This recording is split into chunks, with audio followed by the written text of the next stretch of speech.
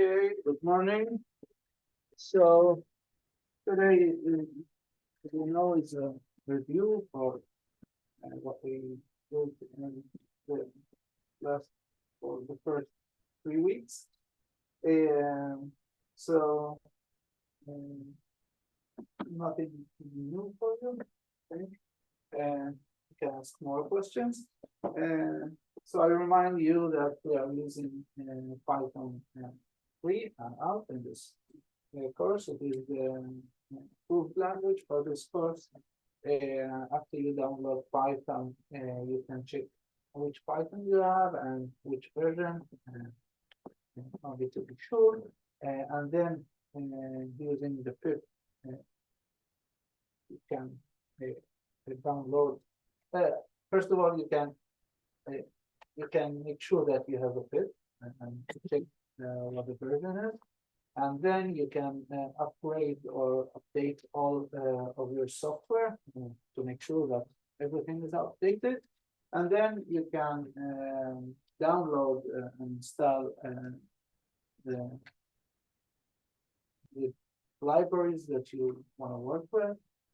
So the major one are NumPy, SciPy, and Matplotlib.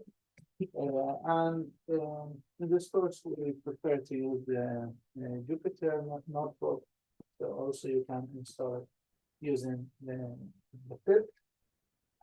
And I remind you that we have basic data types and in Python, which are the numbers, integers, and floats.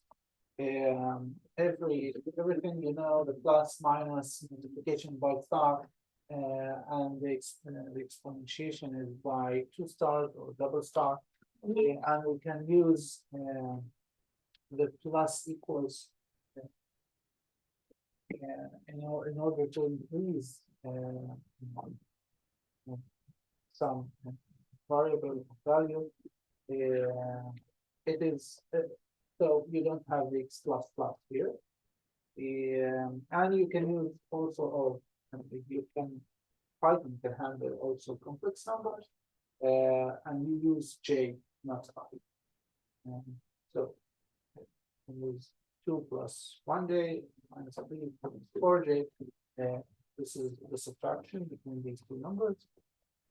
And we have a Boolean variables, which are the true or false. They can have only true or false values, and you can use for them the and or not and XOR. This is how we write XOR. Again, Python is high-level language, and the and is simply and the or is or. Also, you have strings. You can use for strings single quotation marks or double quotation marks. You can know what is the length, what the length of the string is, and you can combine lengths by combine strings by the plus, and you can use this string-like style, which was in C, where you put instead of the S here some string down. This percentage sign goes to the hello string, and it is respectively also. It goes respectively. And you have many methods that are already defined on strings. String is some class. So you have many methods. You can check in the documentation. We here present the capitalize and the upper. The capitalize only capitalizes the first letter. The upper makes all of them uppercase. And we can use the while justifying in order to add spaces before the string, and we can use the center to add with the number of the spaces, to add spaces in the left to the left and to the right, and we can replace all instances of this substring L with another substring in the whole string S. And we can also remove all spaces And also you have other methods.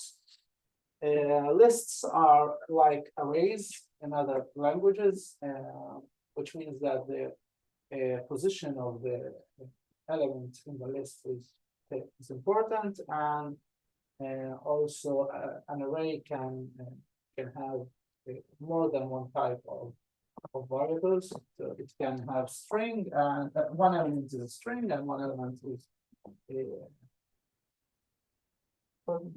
And another element is, for example, float number,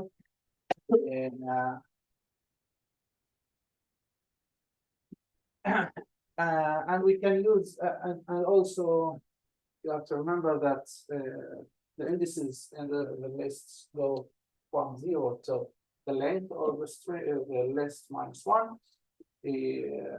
And we can use for them the method append or pop to add or to remove, to add an element to the last of the to be last in the string in the list, and we can pop it or pop something. That means that we remove the last element in the list. Indices that are negative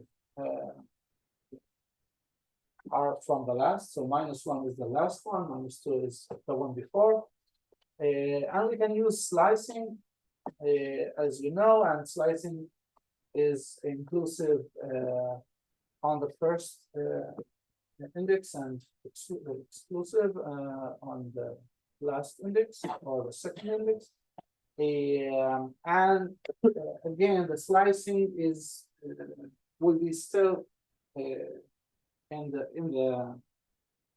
the list itself. So if you define a new list, which is the slicing of another list, and you change numbers in this list or change the values, also the values will change in the original list in the right place.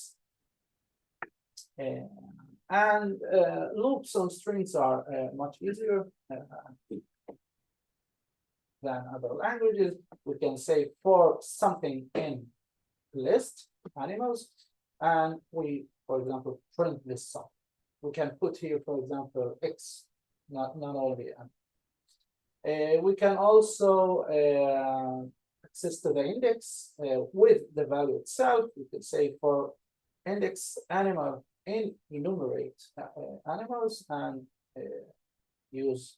So now the dummy index, which is idx, is the index, and the animal is a dummy index for the value in this list. We can also add. This is a loop. Doesn't matter. Okay. Okay, so these are examples. You know what is this, and we have dictionaries also. Dictionary is a list of pairs of keys and values. We can look over the list or the dictionary by the keys or by the values. We don't use dictionaries so much here in the course. Also, you have loops. And sets are non-order lists, you can say. So if you have a repetition in some list or some value, you have that value in a repeated way. So a list of 1, 1, 1, it remains 1, 1, 1. But if I have a set which is only the 1, and I try to add another value to this set, which is the 1, it will stay one value on the set, which is 1. So it's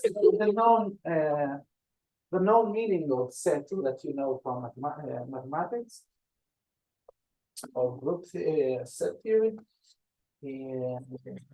Also, you can go over the lists, the sets by using loops, and you have some methods defined also in this class of sets. For example, the add, the remove. And again, because it's a set, the position is not important. So if you try to define some set and you want to call some element, it's not necessarily in the position that you put it in. Yes. Can you talk about the set, what you said about adding a one to Yes, unit if of one? you have a set which is 1, and you try to add another value, which is 1, the set after that will be 1. Okay. It will not be 1, 1.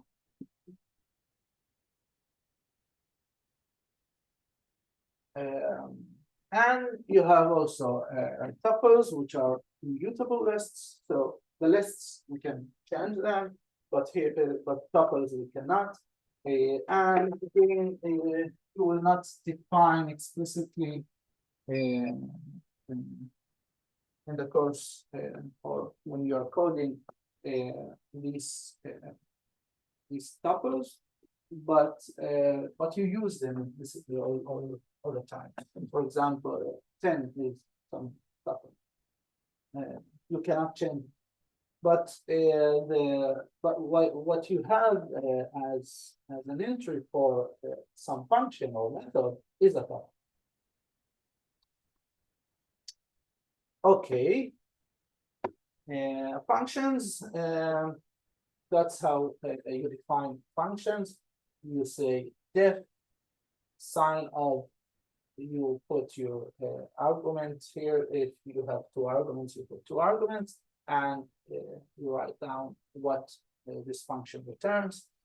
You have functions can return something, or can define something, or can change some variable, or can print something.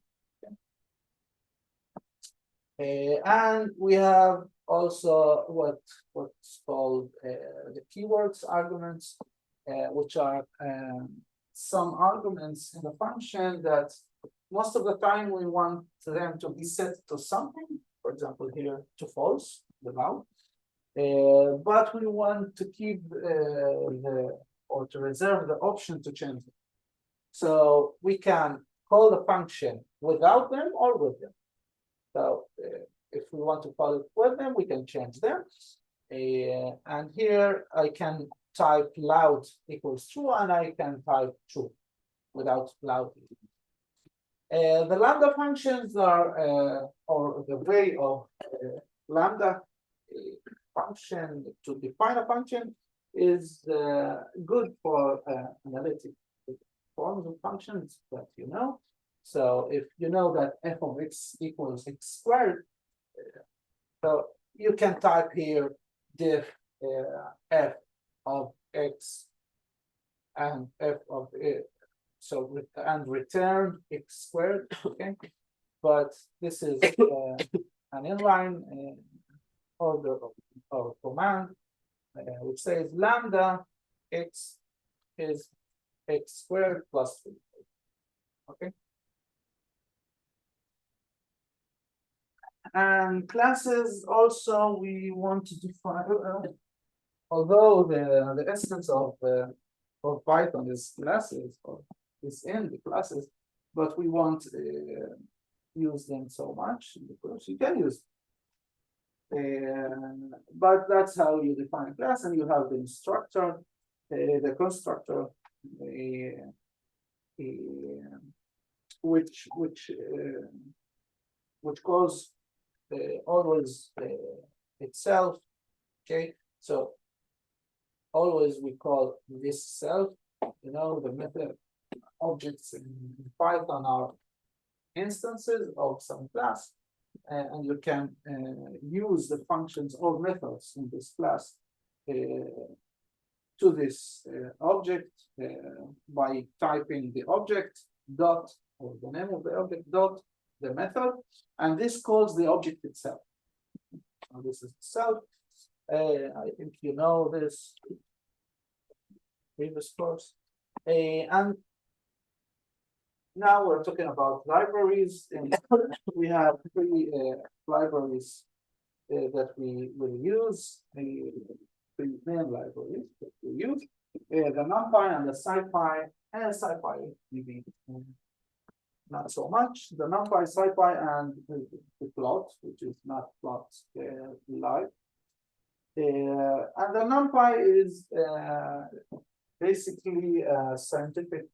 It's a library that's for scientific calculations or computations, especially that involve tensor calculations for matrices, of course, or arrays. So and it is very good because it has the broadcasting thing, and it can multiply things element-wise and make many operations element-wise. So that's how we define the array. And we can say, of course, import NumPy as NP. So we rename it in the future for the future using.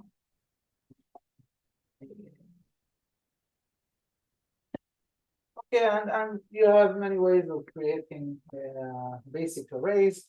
We can create an array of or a tensor, which is a matrix two on two of zeros, and we can make one of ones, and we can make one of constants, which are all 7, and we can make the identity matrix by I, and we can use the random in order to create some random matrix. And of course, we can slice, and again, when you slice, you are still in the same, the original array. So when you change something, you change it in the original array. And there are many things that you can do with these arrays. I leave this for you. Okay.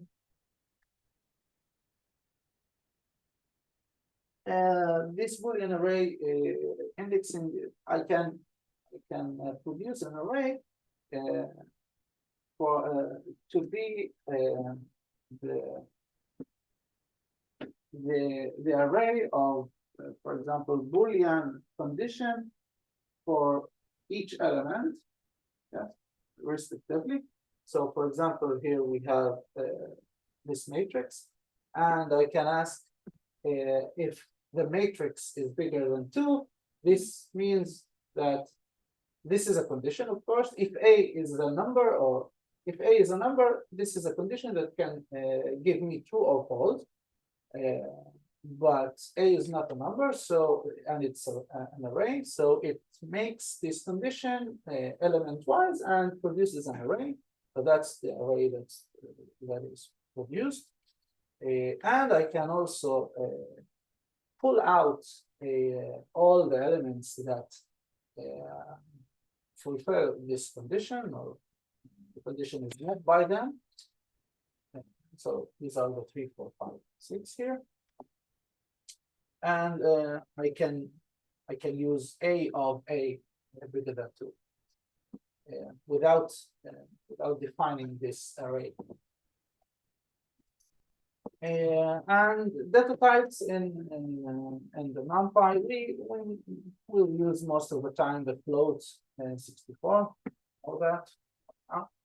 And again, you have array arithmetic, and you have the property of broadcasting, which are very simple to use or to take advantage of them. And the SciPy library is a library that contains more, let's say, advanced mathematical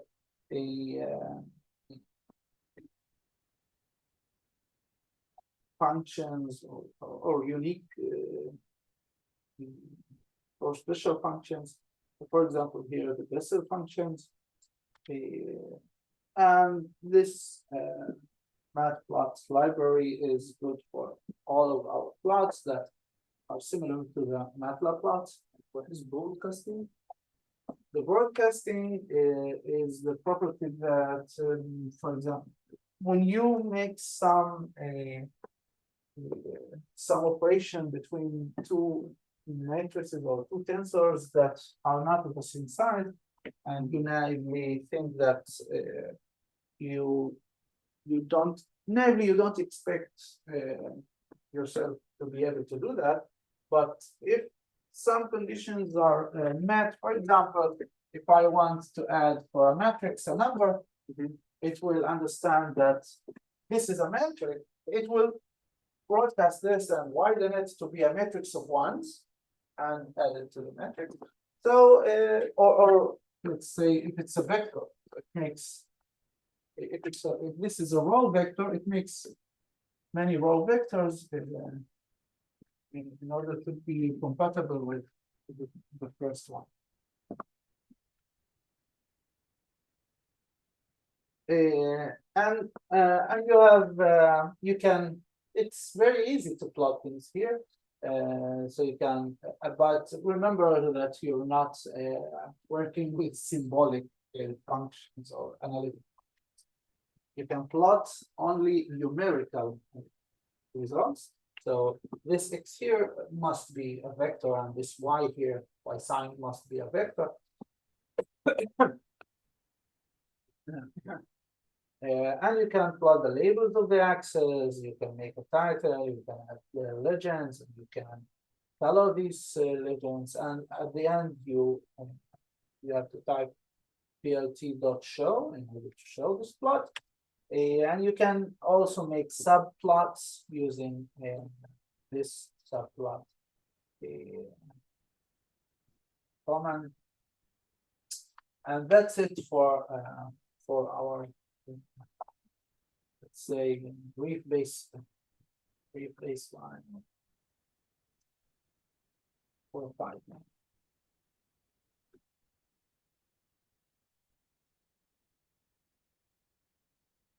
Any questions? And can you explain, can you draw the matrix from the example of the slicing of matrix and explain the slicing?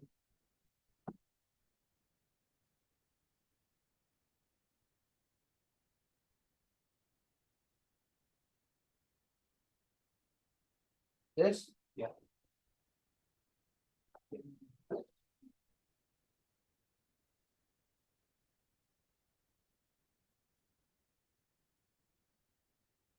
Okay.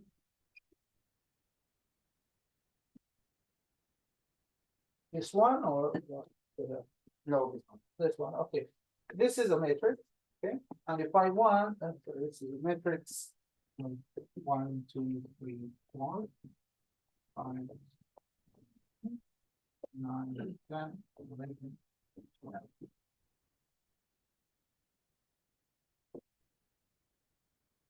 And if I want to slice,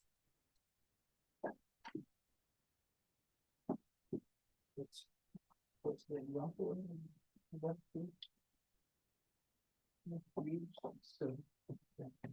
I want this. Okay. So how do I do that? So I have to start from the first to the second row. So the first index is rows, and the second index is columns. And this is for a matrix. Well, if you have a bigger tensor, we can say that the first index is for the most the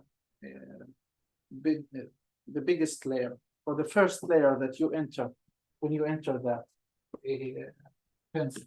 So how do we write this as an array or tensor? It's like this. Yeah.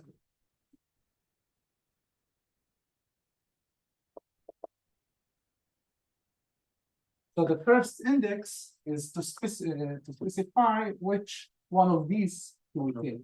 Okay. Okay. So for matrices, you know that you want the first row to the second row. And in columns, you want from the second column to the to the third column. Okay. But we know that in Python, this is not, the two will not be taken, and slicing is exclusive for the last. So in Python, we write this. Again, 0, okay. And we know also that we start from 0, not from 1. So it is 0 to 2, and it is 1 to 3. Okay, that's how we type this in Python. Okay. Not really. Not really. Okay. So let's talk in Python's language. So this is the 0th row, and the first and the second, and this is the 0th column, the first, the second, the third. Okay. So we want the rows from 1 to 2, but then 2 will not be taken, so it's from 1 to 3, and then it will take 1 to 2. And the columns we want from 1, sorry, rows from 0 to 1. So it's from 0 to 2. And columns from 1 to 2, so it's 1 to 2. Okay. Oh. So that's for matrices. And if I want to, if I don't have this picture, if it's we have more dimensions. So let's see that I have only this picture. I want this and this.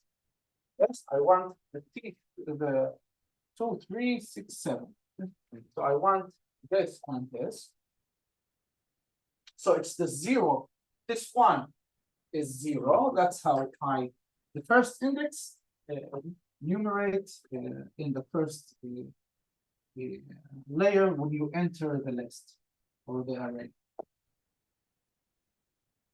So I want from 0 to 2. And I want this 0, 1, 2, 3. I want 1, 2, 3. Okay.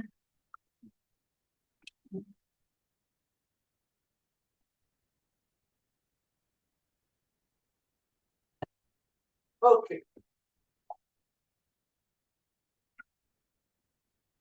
So as you know, we know the natural numbers, and then based on them, we know rational numbers, and based on them, we know what are real numbers. And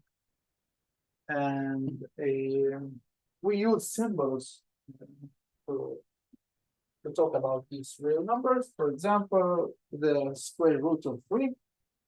It is some symbol for something that we know it's in our mind, and it's well defined mathematically. But when we use these numerical methods that we will learn and put them in the computer and ask the computer to calculate things and to compute things, we cannot use these symbols and more, and we have to assign some value for these symbols, and we try to assign the most near value that we can, the best that we can. So again, it's because that the memory is finite. We will lose some information about the real numbers, and the standard variables that we will use for floats are floating point and double float, and we use for the floating point 32 bits, and for the double float we use 64 bits. We assign for each substring of these bits something to represent, in this whole string that is dedicated to represent some value of some number that we want. So in the double float, we have the first bit for the sign, and we have the after that we have 11 bits for what's called exponent, and then we have 52 bits for what's called mantissa, which basically contains the data or the information about the number, and the exponent contains the data about its magnitude. So what is the value that we store in this way? So the value is -1 to the power of x, which tells us what's the sign. And then 1 plus m, or 1 point m, it's the same, multiplied by 2 to the power of exponent minus some b, which is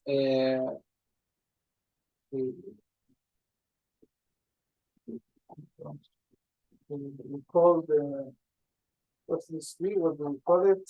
That's bias. Yes. Another name. Yes. The way we create the mantissa using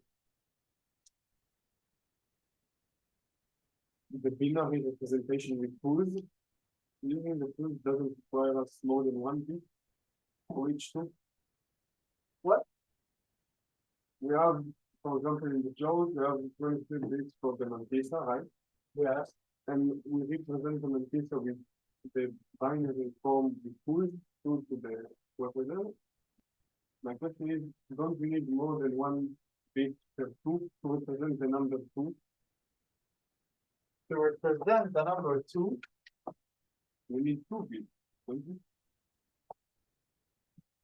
Okay.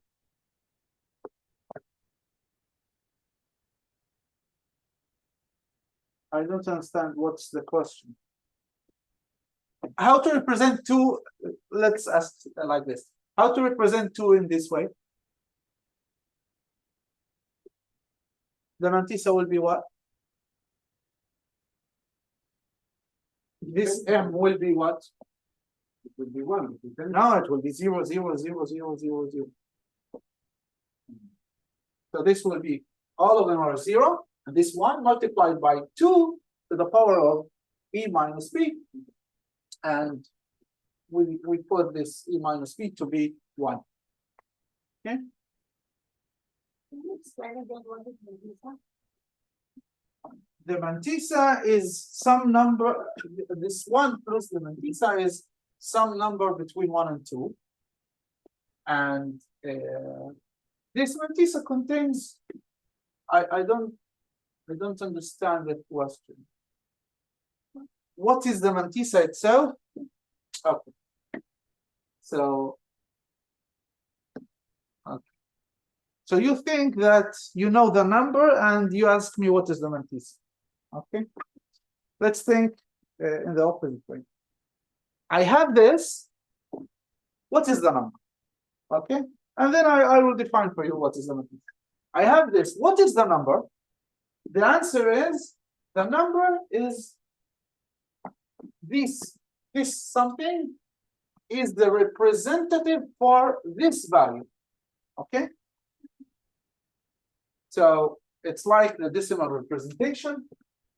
When you have 0.123, what does this mean? What is this number? This is 1 multiplied by 10 to minus 1 plus 2 multiplied by 10 to the minus 2 plus 3 multiplied by 10 to the minus 2. That's the meaning of this number. Okay. So I call this mantissa in decimal representation, but the mantissa that we use is in the binary representation. Okay. So now you ask me another question. If you have a number, x, I know what's the number. The number is this. Say, what is the mantissa? How do we find the mantissa? This is another question, okay? But you know now what's the mantissa?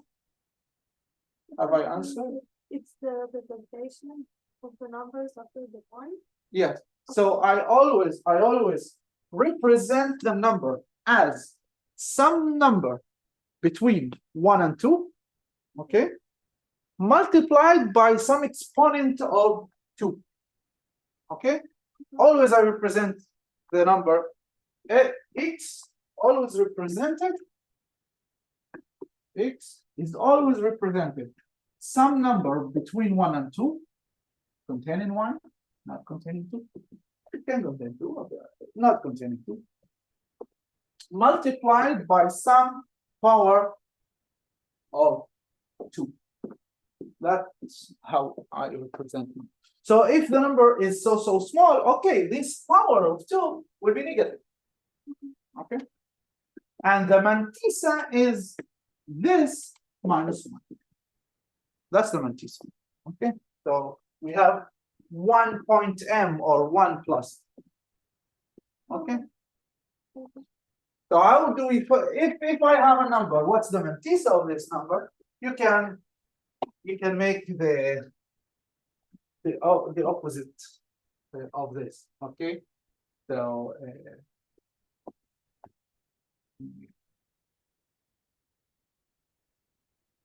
so if you have x, so the absolute value of x equals 2 to the e minus b multiplied by 1 plus m.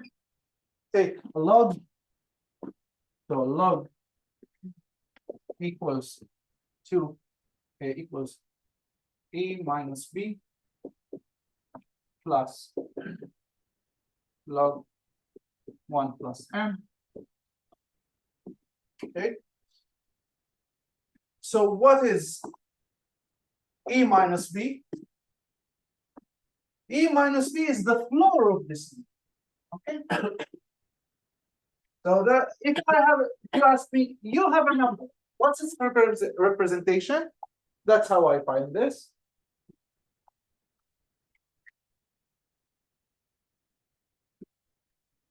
So e minus b equals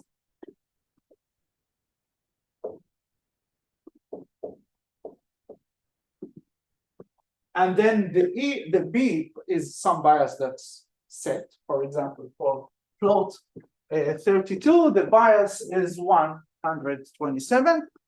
So what is e? E is b plus this, and in bits I write down what's the binary representation of b.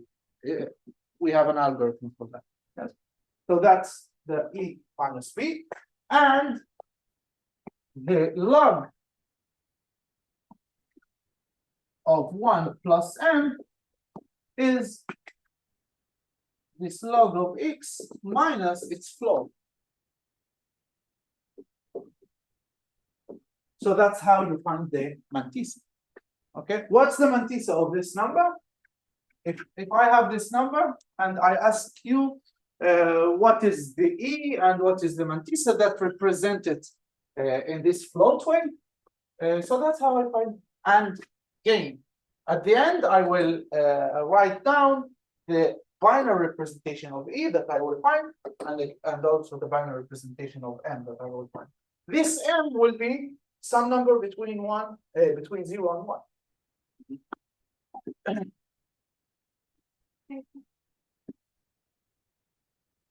Okay, so that's the mantissa. So the 1 point m, you can think about the 1 as some bit that's always on.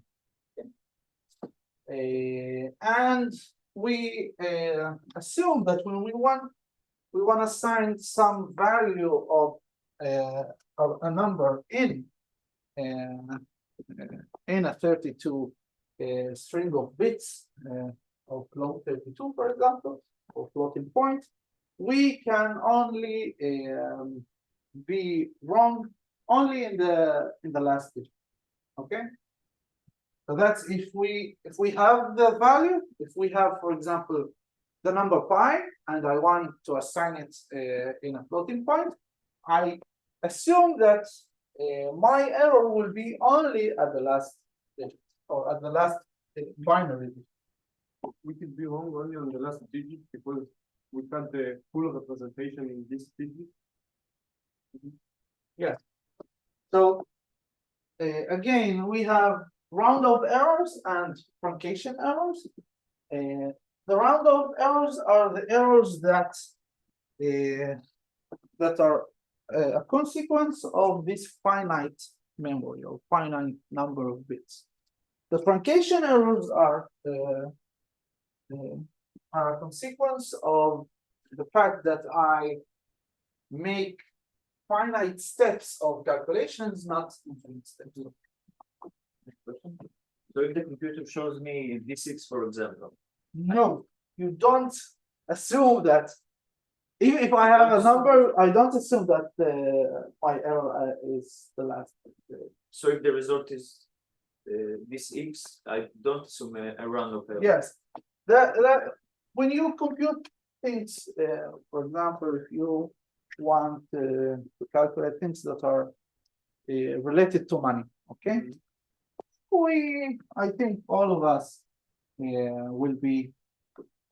It will be sufficient for us to use only the first two digits of the decimal point. Yes.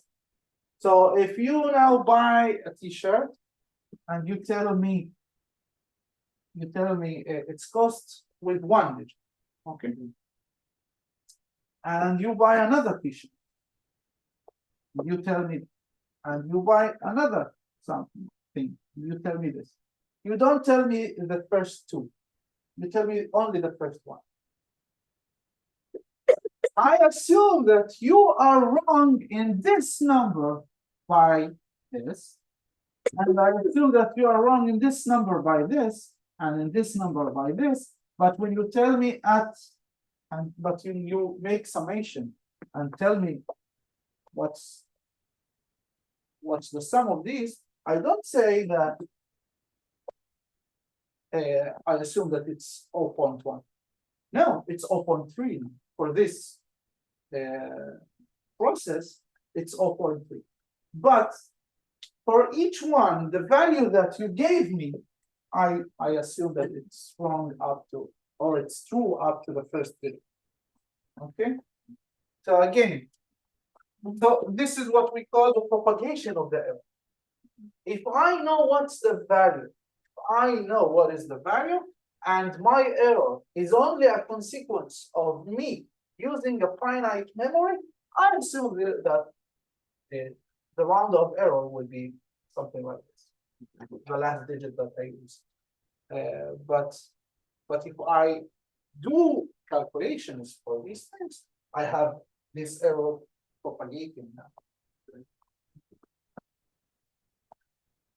So that's the round of error for us. It's the last digit, and always in the floating point representation, the relative error, which is the error divided by the exact value itself, will be 10 to the minus 7, okay, or 2 to the minus 23, which means it's the last digit, the 23rd digit. And the absolute the absolute error of my representation of the number will be this relative error multiplied by the exact number.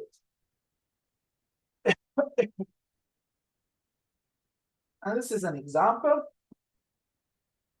So this is a double float, and that's how we calculate the number. If I have this string of bits of zeros and ones, I look at this string as 3 substrings. The first one gives me the sign, so the number is positive here.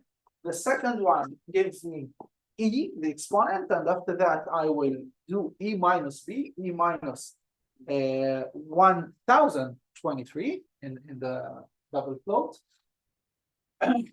So this will give me E, so that's E. So it's a binary representation, yeah. When we add the bias 1026, because it's a constant number, it doesn't require us to use bits. Yes. The 64 bits we have, or 32. Yes, if I don't use I can say that this E minus P is some number between minus 2, okay, and it's a binary representation which has the first digit of it as sign. Okay, I can say that. Okay, but my question is, when we add the D as a constant, it doesn't require us to use bits from the limited bits we have. No. It's our understanding of that. Okay, this is a representation, and I ask you, what's the meaning of this representation? And you tell me the meaning is, for example, this 2 to the power of 10 and this 2 to the power of 9, these are not written here, yes? That's my understanding of what's written here. So my understanding of what's written here is this calculation minus 1020. That's what this substring represents. Okay. And the 1 point Mantissa is, of course, we have here ones. And as you see, the Mantissa goes, the exponent is a binary representation, and the Mantissa, we go starting from here with half to the power of 1, and then 2, and then 3. Here we have the power of 10 at first, 9. Okay. Forward count? Hmm? Forward count? Yes, because it's binary. This half of half to the power of 3 is 2 to the power of minus. Okay, it's like the decimal representation that I wrote there.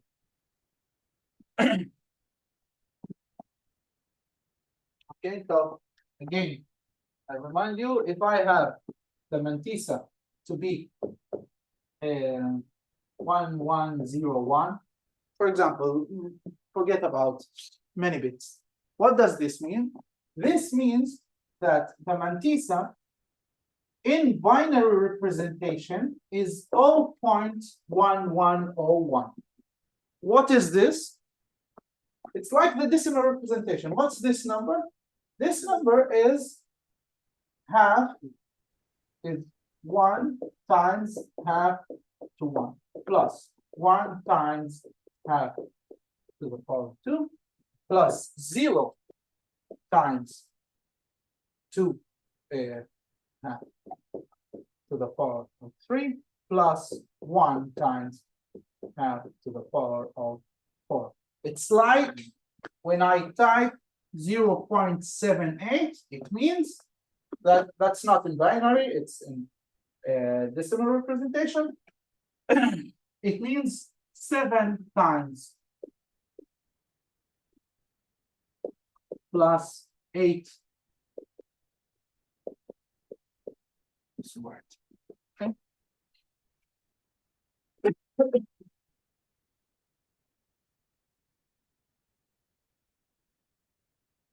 So this number this string represents this number, but it also represents every number that in its that's close to it up to what?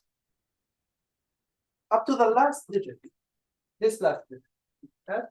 So I suppose that every number that I give you between this number and between the number that's bigger than it by this one, you may assign it as this. Yes. So we have this range. We add 1 to that number, or we subtract 1 and get this. And every number in this range, we assign it, which we may assign in the in this string as this. Okay.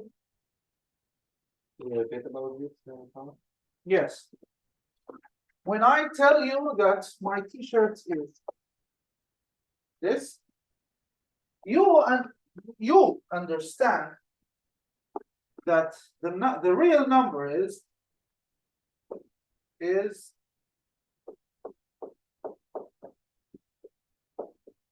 between 65 and 75, and you can say it's let's call it x. You can say it's bigger than, less than. Yeah, that's what you understand if I tell you it. Okay, so you assume that so if my t-shirt was 74, I will tell you that it's 0.7. If it was 73, I will tell you it's 0.7 because I have only one digit. If you tell me, give me only one digit after the decimal point. Okay, so it cost me 91.74, and you tell me, give me only one digit, I'll tell you 0.7. Okay, so that's what you understand. That if I used rounding, but maybe I didn't use rounding, maybe I used round up, maybe I used round down, maybe I used cutting. Yes, so it's more safe if you don't know how I did that. It's more safe to say everything between these, you will say to me, everything between these, you will say to me it's 0.7. Yes. When you tell me it's 0.7, so it is 0.7 plus minus 0.1. That's your error. Okay. So if I want to assign any number between these two numbers, I may assign it as that number. Okay. In the same way.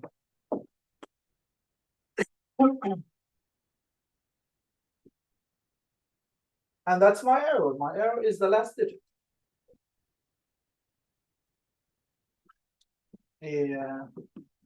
A problem that, or a trouble that might arise when you examine these errors, if you have a very large number, you want to add small numbers to it. You know that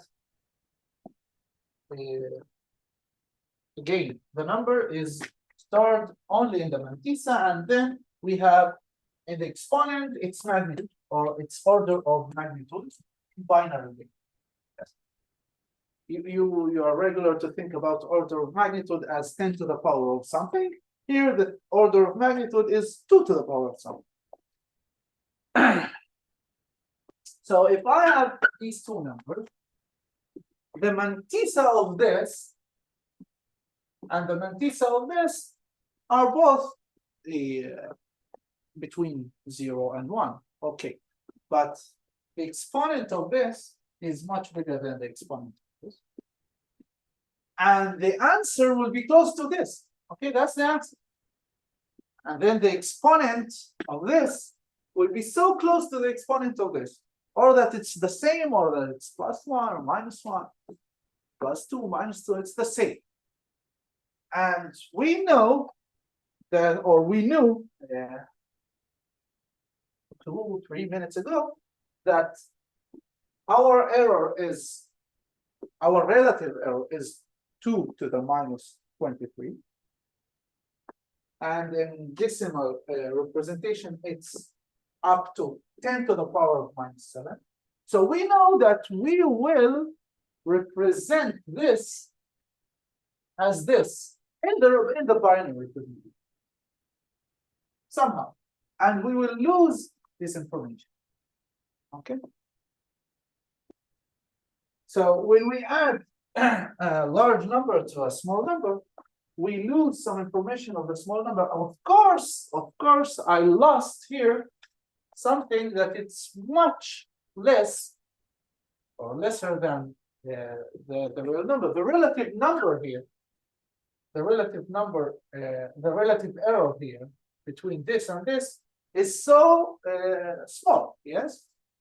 But I lost 10% of the information about the number b. Okay, and we will see a problem of this after, maybe after the break or after that. So let's now take a break. So this round of errors are errors that are machine errors. We don't control them. If you want to store your information or your values in some string of 32 bits or 64 bits, you cannot run from this error. Yes, this is an error its origin is that you use a finite number of digits or binary. After the break, we will talk about truncation errors, that are errors that we can control somehow. Okay, so let's go. Okay. So now we'll talk about the truncation error. That's an error that's caused by doing finite steps in a calculation that a priori had to be done with infinite steps. Traditional example for this is a Taylor series for some function, for an analytical function in some point, or in some point and its surrounding. So you know that we have, if we have the expansion of the function as a polynomial as an n order, as a polynomial of order n, so we have the Lagrange remainder that tells us what's the error in this polynomial, or the difference between the polynomial and the function at a specific point. And so it's some expression that is dependent of the n plus the n plus 1 derivative of the function evaluated in some point that's between x0 and x. Okay, x0 is the point that we expand the function in its surrounding, and x is the value of is the number that we want to evaluate the function. And at any time we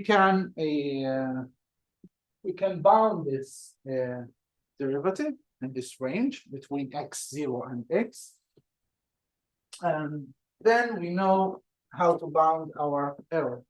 And we hope that this bound goes to 0 when n goes to infinity. Since it goes to 0 when n goes to infinity, if we want to be epsilon close to something, to a value, we can know which order we should have in our expansion. Traditional example of this, of course, is the sine function and cosine function. So if we say that we approximate the sign of a small number h by itself, h, okay, you always say that. You always say that x, for enough small x's, x equals approximately to sine x and also to tangent x. So if we approximate sine h by h, we say that our error is up to h cubed divided by 6. Why? Because this is, of course, in its magnitude less than 1, or less or equals 1. Okay, and because it goes like h cubed, we say that it's O of H cubed. Okay, when we use O of H cubed, the meaning of this that there is some constant multiplied by this part.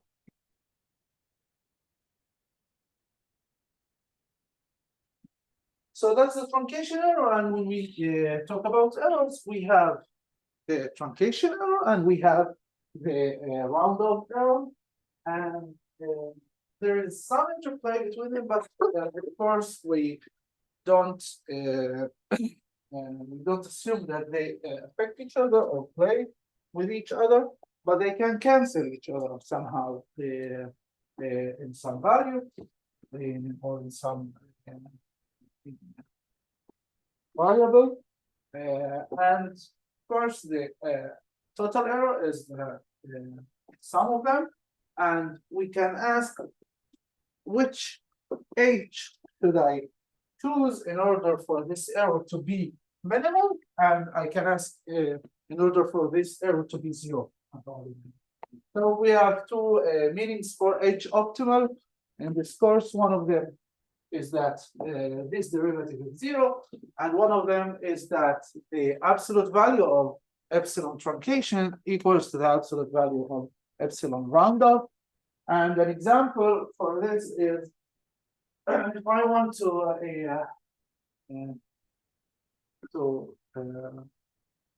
calculate the derivative of a function at some point, we know that the derivative is some difference divided by h or some number that goes to, and I cannot make this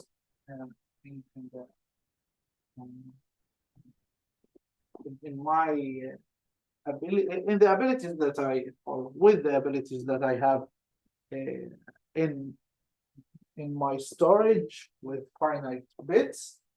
Of course I can do it. I can take h to be small, okay, small but not very small. I can take h to be small and try to calculate this and see what's the answer, but I can make something that's better than this. That's what we will make. I can use my knowledge of calculus and say, okay, this f tag is this, but my error is this. Okay, I know this from calculus. I can prove that. I did that, so I think on board. Start. Well, and when I want also to calculate these f of x plus h and f of x minus h, if I want to calculate them and store them in the computer, again, because of this calculation, I have some error. Okay.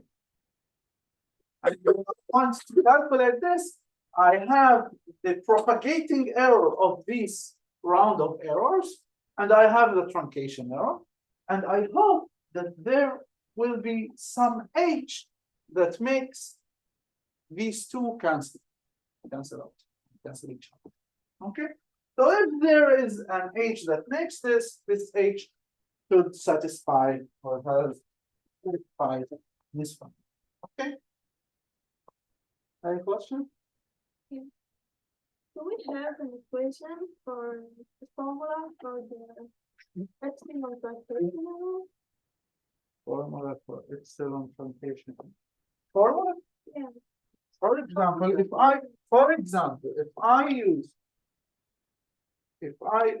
the truncation error is an error because of cutting the Taylor series, so yes, I have a formula. And I can bound it if I can bound this derivative or high order derivative in the range between x0 and this x minus x0 is our h.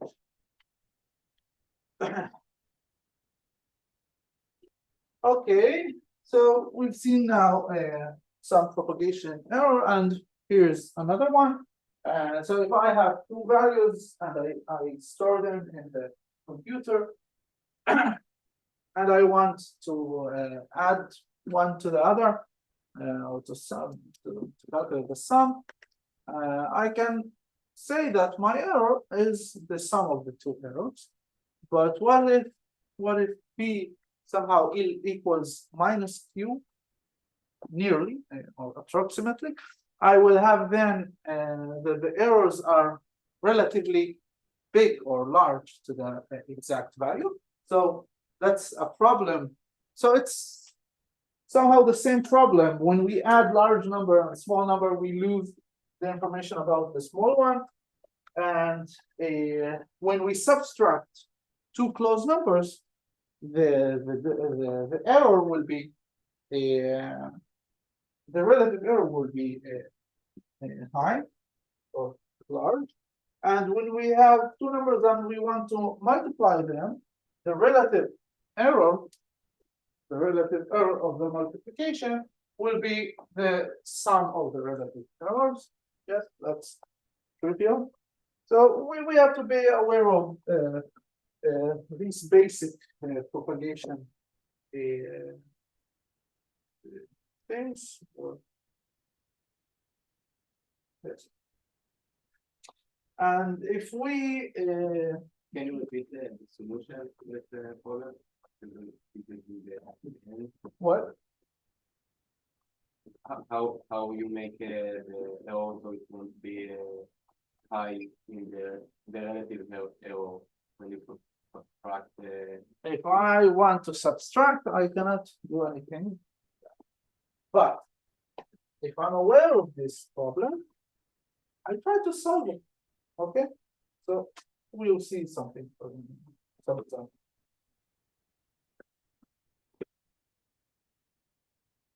And in our numerical processes procedures, we hope that the error propagation is not so fast. Okay, so if it goes exponentially with the number of steps, it's too bad. And if it goes linearly, we call this slow growth, and we like this. If it goes exponentially, but with a number exponentially, but it's decreasing, we say that the error will fade to zero and goes to infinity. But usually it's not the case.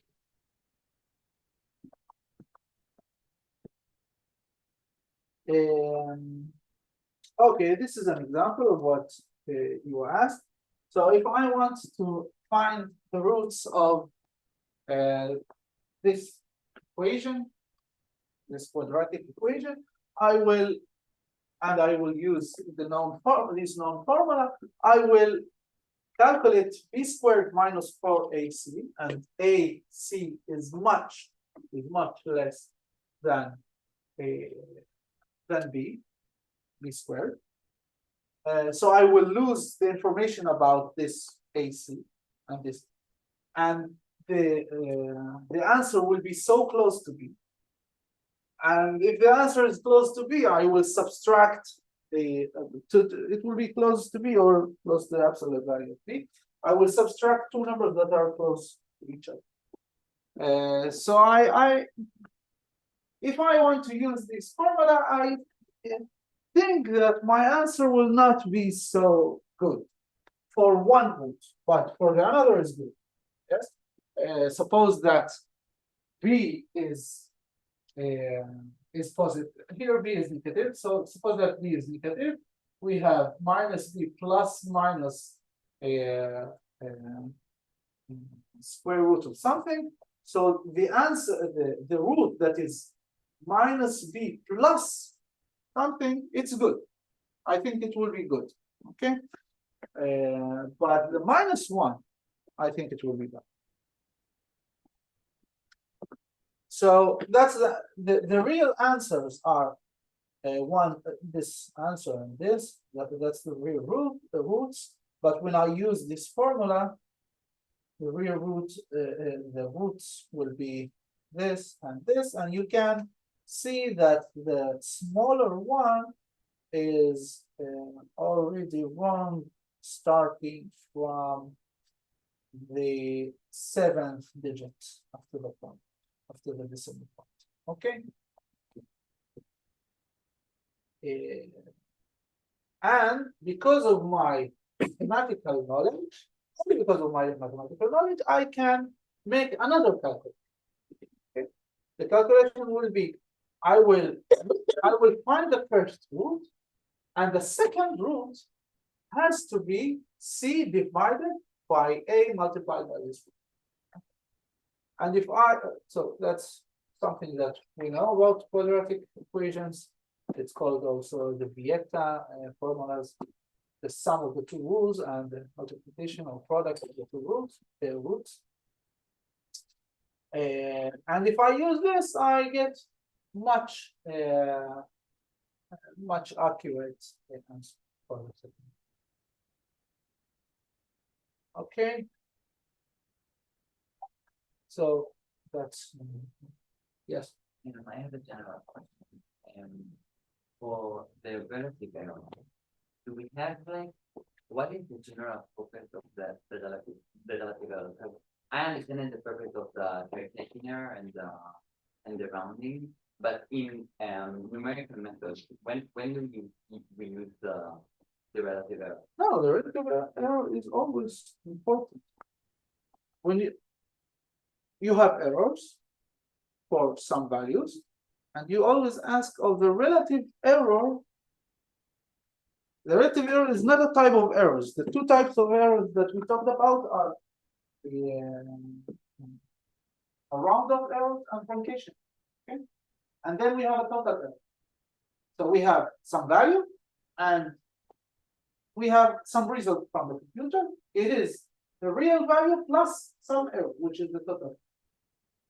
Our question is always, how big is this error compared to the exact value? Okay. If it's big, it's not good. If it's small, it's good. Okay. So the relative error is always important. It's somehow the final quantity that we asked about.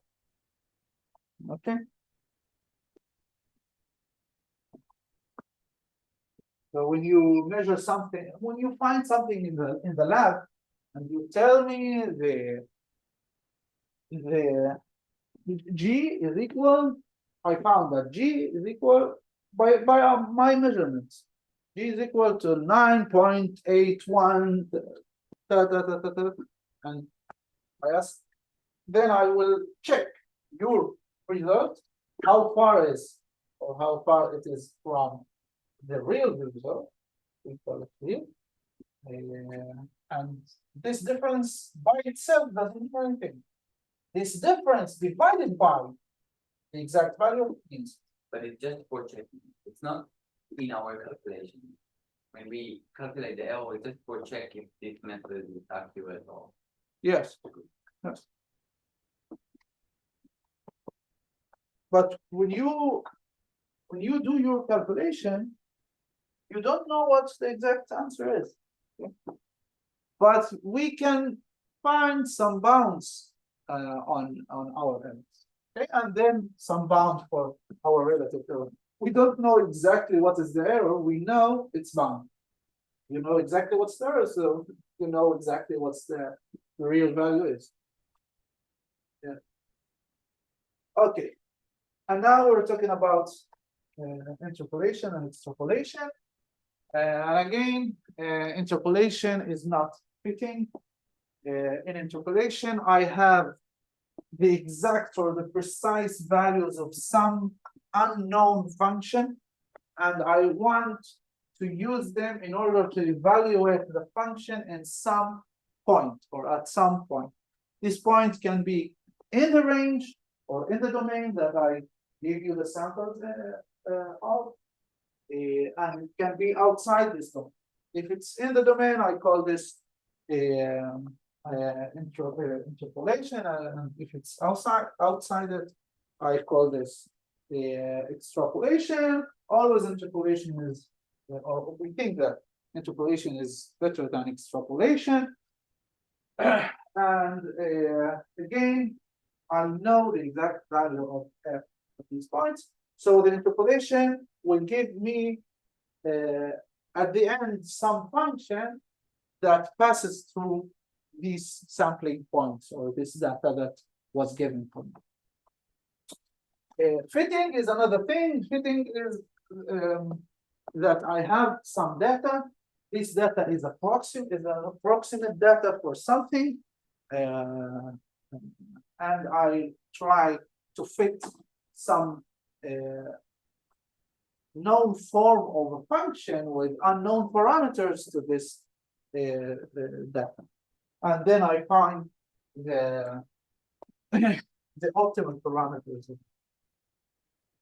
Okay, so the Lagrange formula is known for all of you. If I have n points, I can build an n minus one, a polynomial of order n minus one that contains all these points. So that's how we build it. And this is an example. Any questions about this? Okay, so the problem of this is that, or the disadvantage of this, it doesn't contain any piece of information about error, and it doesn't contain the information that, or the advice whether should I add more points or not, and if yes, where should these points be? This one disadvantage, and another disadvantage that if I want to add more points, I have to recalculate everything. Okay. So for this, we have the Neville algorithm. So if I have 4 points, and I want, for example, if I have a function that's sampled at these points 0.1, 0.2, 0.3, 0.4, 0.5, and someone told me that its value at 0.1 is minus 1.6228. These other values, and I'm interested in the value of the function at 0.15. So the first thing that I can do, I can say, based only on the fact that you told me that it's minus 1.6228 at 0.1, only based on this, I can say that the function at 0.15 is the same. Okay, based on this. Okay, but if we use these two these two pieces of information, and you know that 0.15 is exactly between 0.1 and 0.2, so you will make only the average of these two. Yes, but if it's not exactly at the center, what will you do? You will make some linear interpolation. Yes? So it's some weighted average. But if you want to use these three pieces of information, you make a parabola. So the parabola or a quadratic function, and you evaluate it at the 0.15. So how do we build these numbers? So these are the polynomials. The first polynomial and the second and the third and the fourth, P1, P2, P3, P4 are the exact values that were given to me for the function at these points, x1, x2, x3, x4. And if I want to calculate P12 at some given point x, I use this formula. Okay. So for example, P12 at x is, if I use this formula, is the x minus x1 multiplied by P2 minus the x minus x2 multiplied by P1, all of this divided by x1 minus x2. Okay, so you can look at this deeply after that. And the question of whether I should add more points or not, or and if yes, where these points should be, is related to the error, not the error, to the improvement that I get from adding these, from adding more and more information. So for example, if I use only this point, I will say the answer of at 0.15 or 15 is this. If I use these 2 points, I will say that's the answer. If I use the first 3 points, I will say that's the answer, that, and so here I use all the information. And you see that my improvement here in the last 2 steps is not so big. For example, here I change, I call it improvement, but it's only a difference that we calculate. So here the difference is 1%, and here the difference is in the 3rd digit, but by 5. So I see that adding more and more points, I see this. Adding more and more points will not change my answer up to the 3rd digit. So if it's enough for me, it's enough for me. You can say it's enough and stop here. But if I want to calculate, to evaluate the function at some point here, for example, maybe I will take more points. Okay. And suppose that someone gets this value and tries to evaluate the function here. So you will say, that's my answer. And if you tell him another piece of information, you will say, that's my answer. And if you include the 0.1, that's his answer. Okay. So that's the improvement that he will get when he gets more and more points from below. Okay. So these differences are called the C's, and these differences are called the D's. And they tell you if you have, when you see how much you change your answer, you will tell by them if it's enough for you to take points from below or points from above. Yes. Can you show how you calculate, for example, P1 to 3?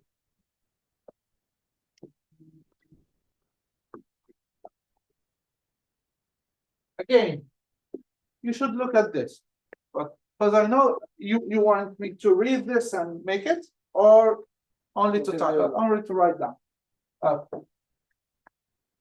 So for 1.3, I will use 1 P1 and P23. Okay. So it is x minus x1 multiplied by P23 plus a minus x minus x3 multiplied by 1, 2 divided by x1 minus x2. Okay.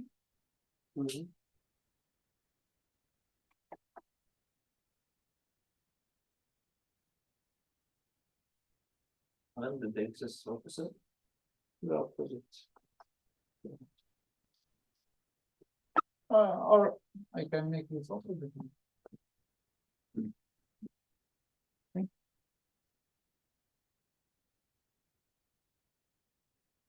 Yes.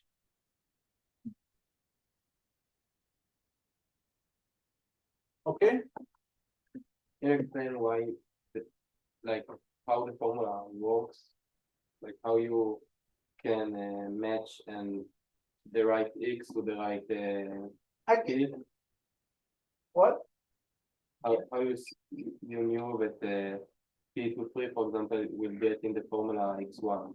Yes, again, you can prove it by induction that this will give you the Lagrange one, or that you say this. I want this polynomial to be a polynomial that is 1 degree more than this, or Because this is what polynomial is this? This is of degree 1. This is the linear function, this is of degree 1. And I want this polynomial to be one more degree. Okay? So this is of degree 2. I want this polynomial to be the value that I found in the polynomial P23 at x3, because I know that this is true. The polynomial P23, when it goes through the point x3, it equals to the right value. Yes? So I want this at x3 to be this exact. And I want it to be at x1 this value. Because I know by the step I built before that this at x1 will be the right. Okay. So if I want this, I can make this easily by this multiplying, adding, and dividing. Okay.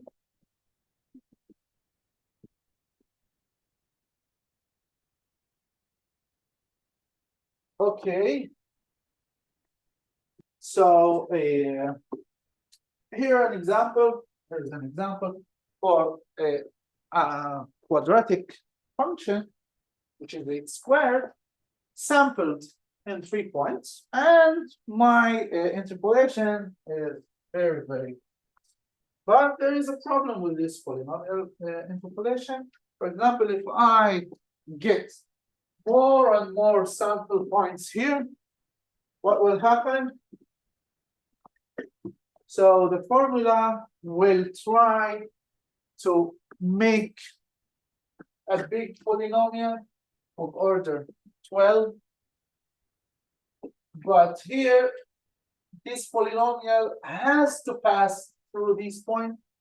So the numbers here are so adjusted in order to cancel out each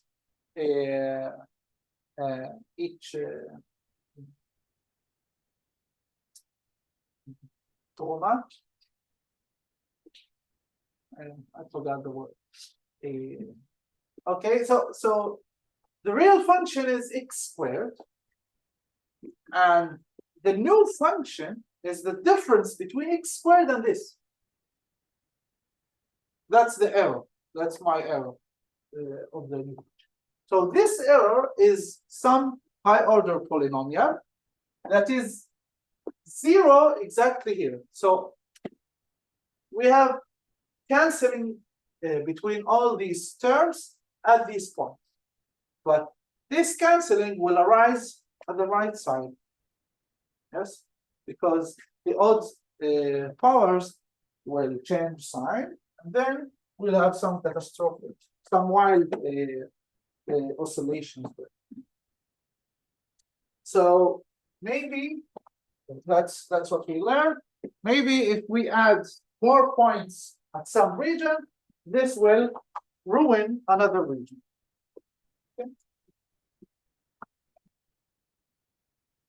And this is another example. If we have this absolute value function, that's the parabola that's approximated. And if we have these sample points here, and here we don't get many points. So again, that problem of cancellation in some side or in some range, it's oscillation in another range.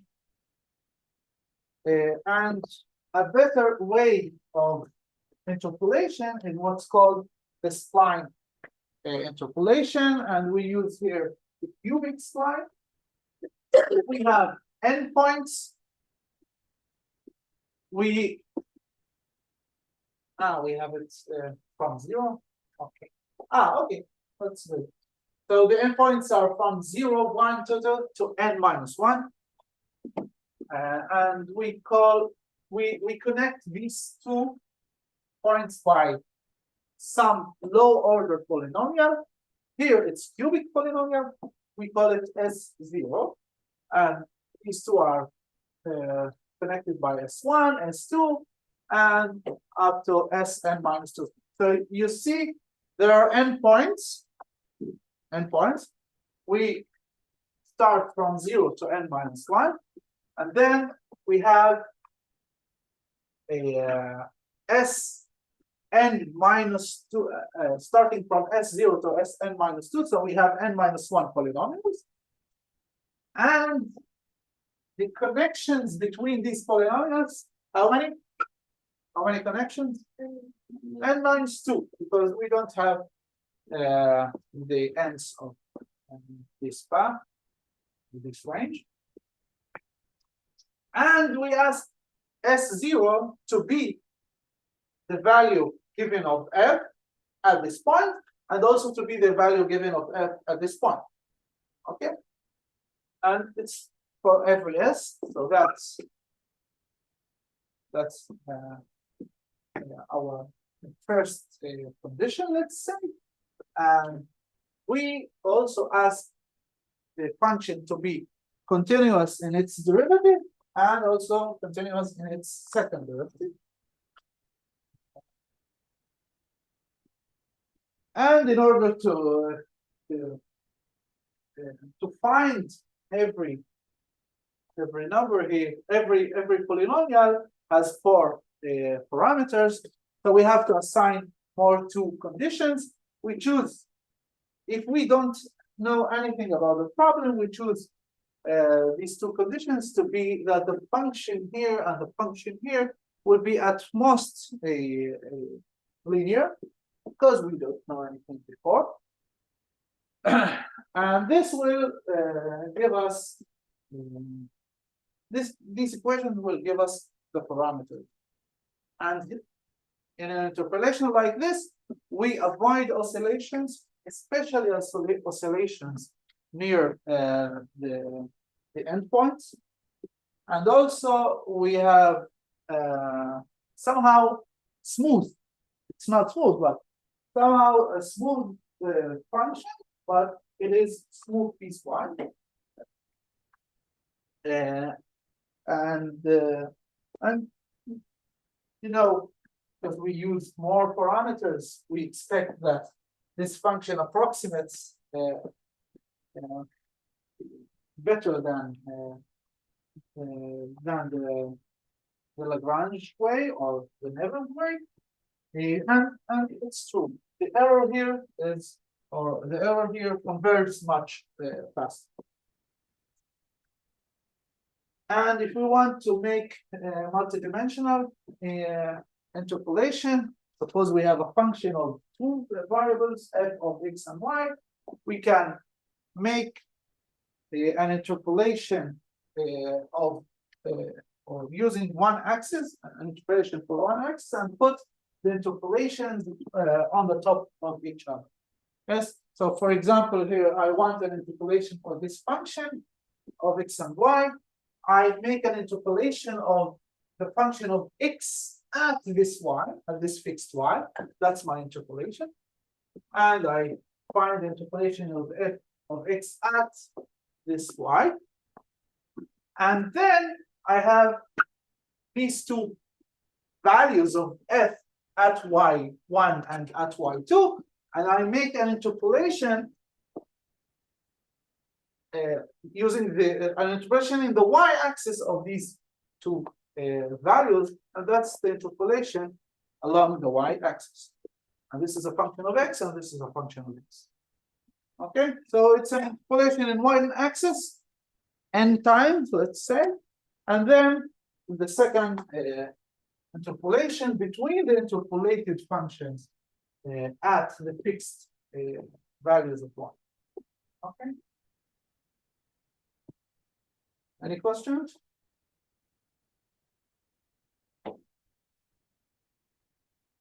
Okay, so here we have an example for you to see. Nothing is important here. Just you see how the interpolation goes. Okay. Okay, and we have also here fitting. Yeah.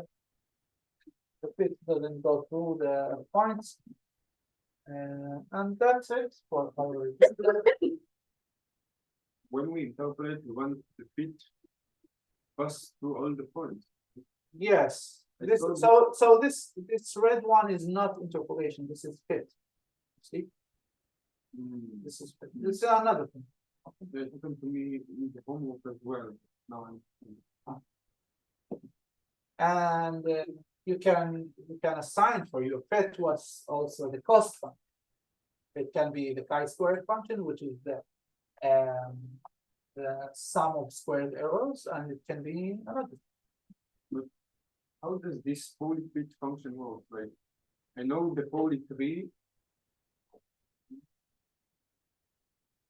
Doesn't the poly tree have to be some sort of interpolation? I don't understand. No, I define polytree to be a fit. Okay. So this is the interpolation, the 1D. Can you repeat about the difference between fit and interpolation? Yes. Fit, when you have, for example, many points, and you tell the computer, I know that the function should be, for example, ax plus, for example, bx squared without the x cubed. You know that analytically because of something that you know, plus d. Okay, and please pass for me a line here that goes as close as it can be. It can be close. Okay, and find the parameter. Okay, so in the lab, when you measured these points, and you know that the function is linear, that was the line that is the best line, and it is the best line in the meaning of what? Of the fact that the sum of these errors squared, being squared, the sum of the errors squared between this line and the points is minimum. So any other line that you get, any other line that you draw, this, or this, will have some error squared bigger than this. Okay. And here you can ask also to this minimal. And then it will give you the A, B, C, D that give minimal. And for example, the function will be this. Okay.